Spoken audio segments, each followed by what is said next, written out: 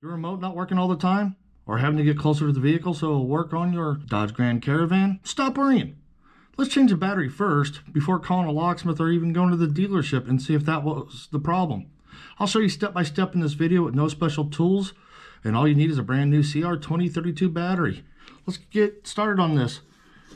Emergency key release right here. We are going to spring loaded, pull it towards you. Take your emergency blade, and when you pull out emergency blade, take that emergency blade, and you'll notice there's a little indentation over here.